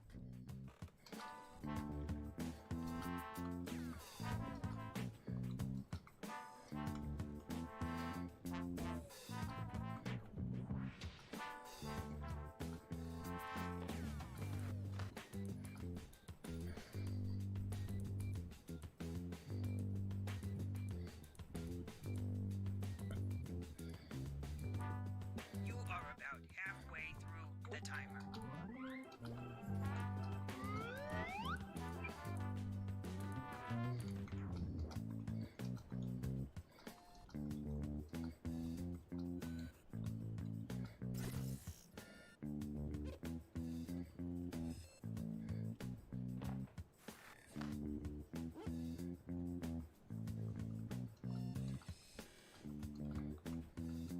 Hurry up, you don't want to run out of time.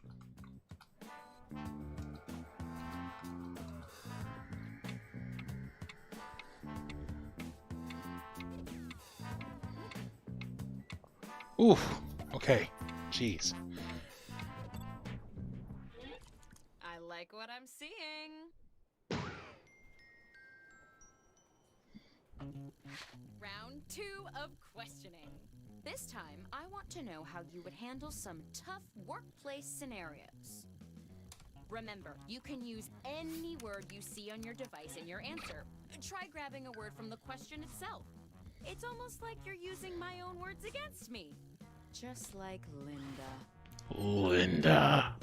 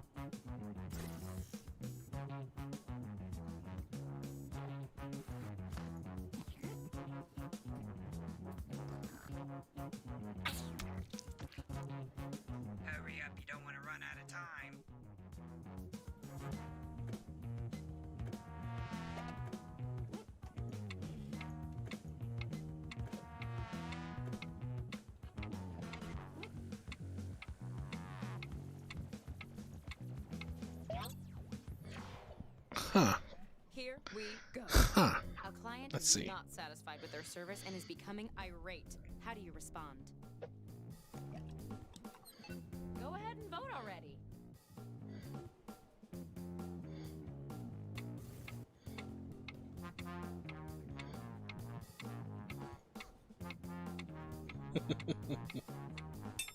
These are pretty good, y'all. Some pretty clever folk. This round, every vote earns you even more points. Synergy.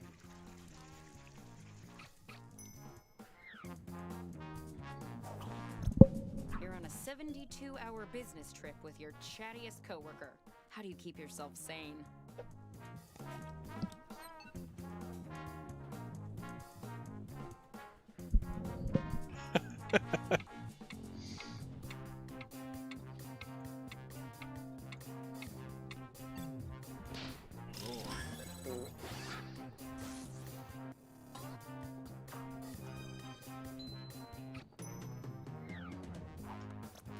The office is crawling with termites. How can we get rid of them on the cheap?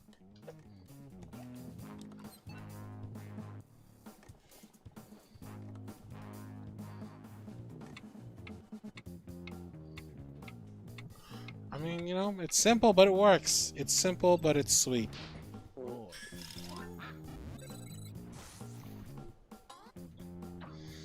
Pay money. The district manager is visiting the office from corporate, and you want to make a good impression. How do you stand out?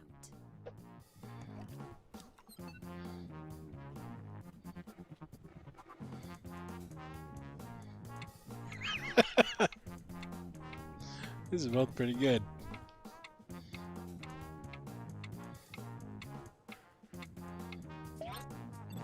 Oh no, I didn't get a chance to vote. I was too busy admiring both answers. God damn.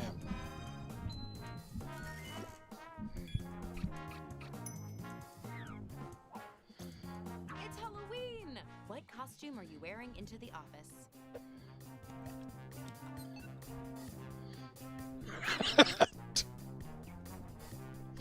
Bang, bang, bang, bang, bang, bang, bang, bang, bang.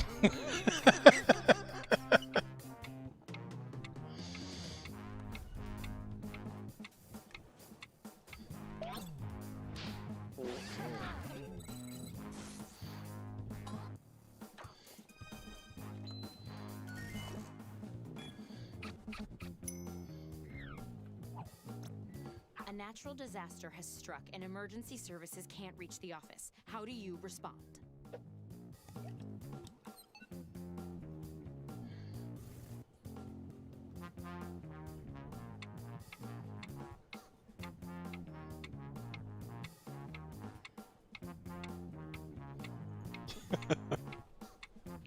This is great.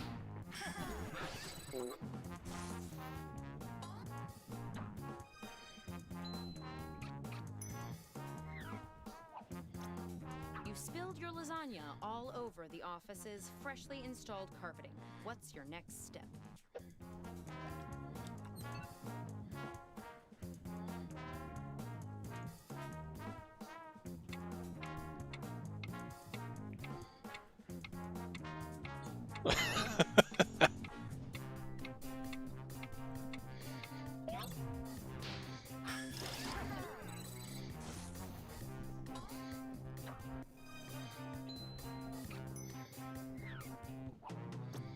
A coworker poached one of your hard-earned sales?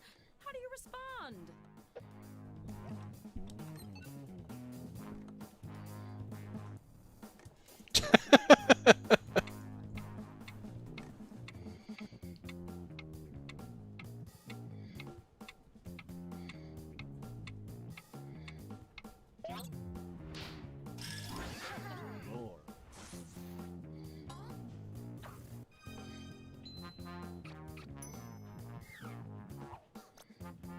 Trish just insinuated that your social media presence is a little spicy. How do you respond?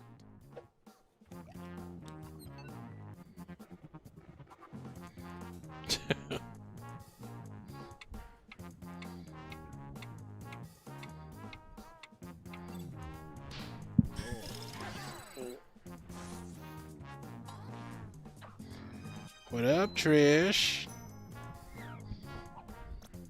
The company is looking for a new mascot. What do you suggest?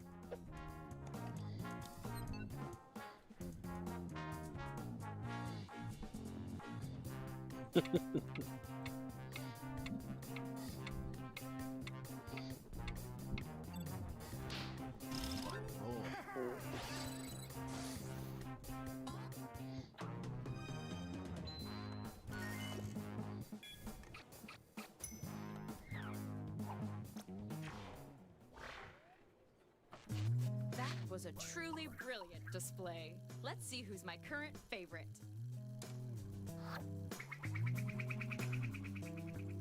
Oh, dang. Boy, if I were you, I'd be real nervous now. How about one more icebreaker to keep things light? Don't overthink it. Just put down whatever enters your mind. Unless you're thinking about collecting rare coins.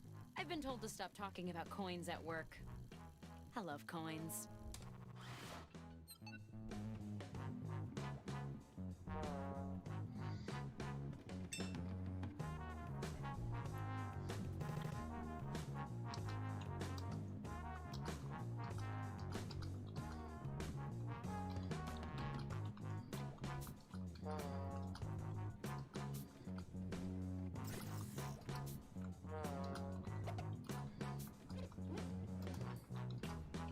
You're about halfway through the timer.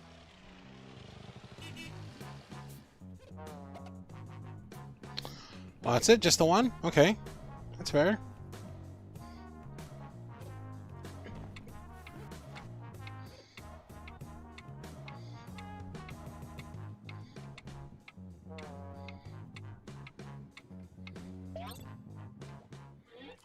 Looks like words to me.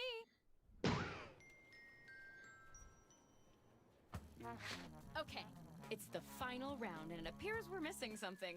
Your resumes. Probably my fault. I thought they were junk mail. But you know what? I don't need resumes. Just finish the personal statement that's already started on your device. No pressure, but this is your last chance, and there's a lot riding on it.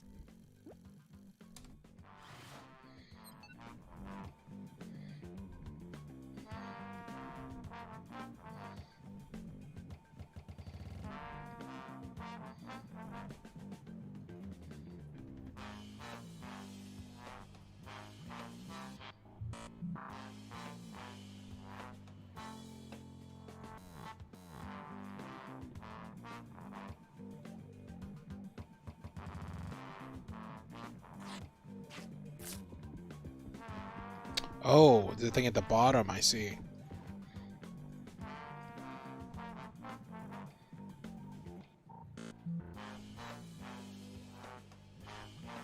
You should be halfway done now, okay?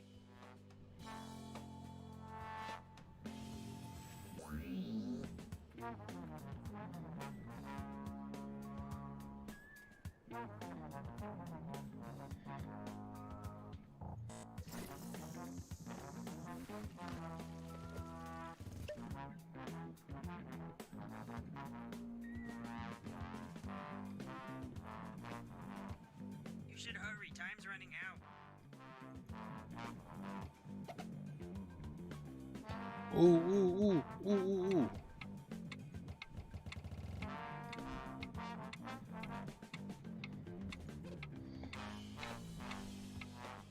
This is good. This is good. This is gonna be good. Let's see what we've got here.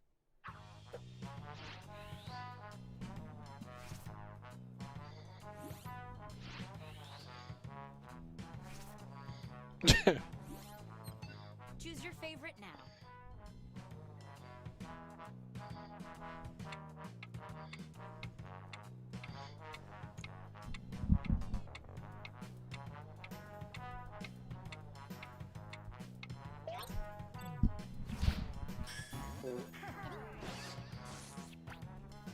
It's the final round, so I'm upping the point bonus even more. Oh, dang. Synergy.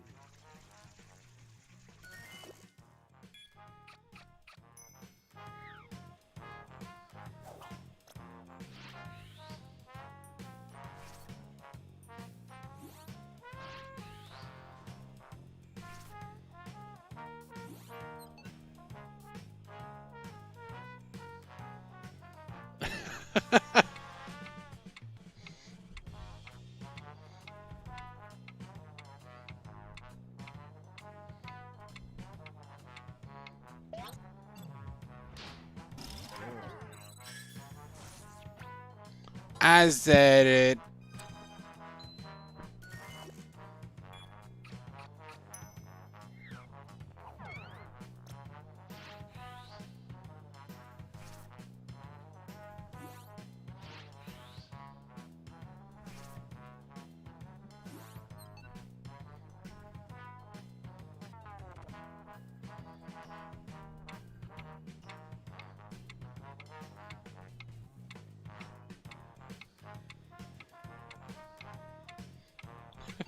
This is redonkulous.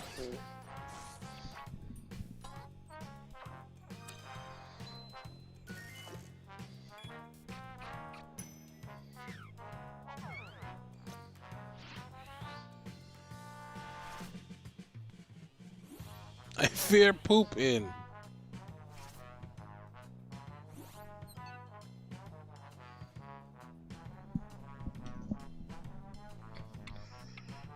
Dog eggs? What are dog eggs? Oh my god, I fear dog eggs too, I think.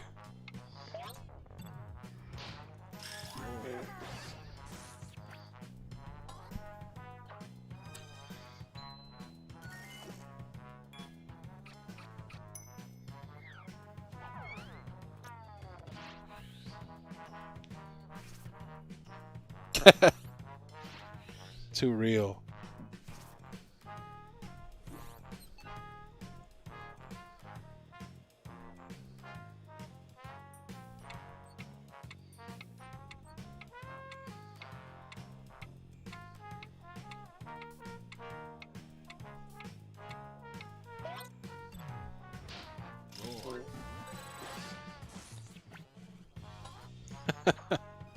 Adasa's pretty good at this.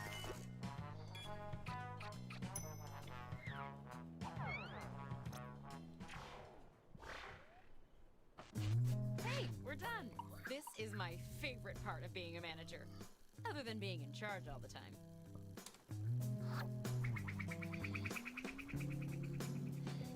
Alas. The job goes to... Hey, Hadassah, good job. VP of Net New Acquisitioneering. Welcome to the team. Monies. Stephanie, you're fired. Stephanie.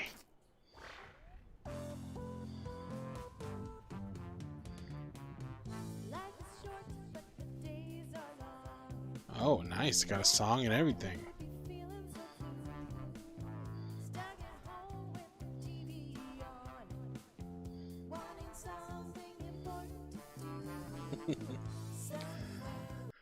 All right, y'all. That about brings us to a close. Let me go and put the music back on. We can chill with some... Oh, the music is gone. See if we can find the music again. Nope. Nope. Nope.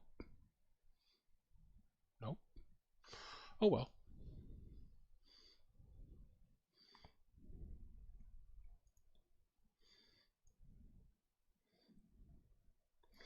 All the same, we should end things on a beautiful note, and I can think of no note more beautiful than this bunny rabbit. Make him center of attentions.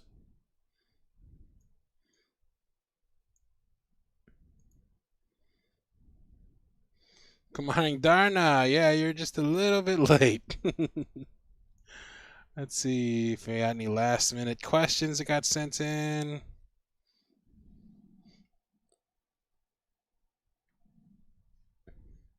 Nope, we are all good. Well, thank you so much, everybody. If there's anything y'all want to talk about, anything y'all want to ask, any last minute questions or anything, go ahead and throw it in chat. Otherwise, we'll go ahead and start winding it down here. Thanks again so much for everything. Y'all are the best, the absolute sweetest, and I appreciate y'all being here. Kelderic requested that I lay down some chaos, and I'm pretty sure I know what they mean. chaos in all of the best ways. Cass says, just be sure to check your P.O. box in the coming days, and if I don't talk to you before then, have a happy birthday. Why, thank you. There's some chaos for y'all. Go ahead and enjoy that delicious chaos. Oh, look, Cardigans Audio has won 5 from the Jump Catch game. Jazzy Coon says, you're the best, Cardigans. No, you are the best. It is you who is the best. I hope to stream some Metroid Dread soon, some Resident Evil Village. I haven't been able to stream just yet. But know that I love y'all, know that I've been thinking of y'all.